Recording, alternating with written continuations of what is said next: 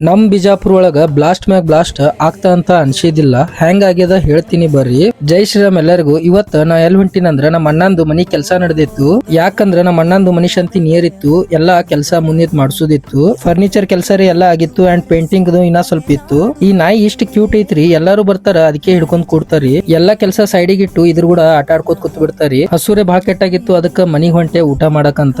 Night ನಮ್ ದೋಸ್ತ ಕಾಲ್ ಮಾಡಿದ, ಇಲ್ಲಿ ಗ್ಯಾಸ್ ಬ್ಲಾಸ್ಟ್ ಆಗ್ಯದಂತ.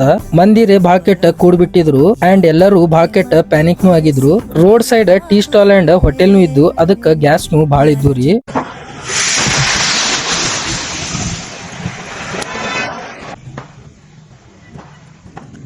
ಟೋಟಲಿ 3 ಸಿಲಿಂಡರ್ ಬ್ಲಾಸ್ಟ್ ಆಗ್ಬಿಟ್ಟವ್ರಿ. ಫೈರ್ ಟೀಮ್ ಅವರು ಬೆಂಕಿ ಆರಿಸಿ ಮತ್ತ ಎಲ್ಲಾ ಗ್ಯಾಸ್ ತೆಗೆದ್ರು.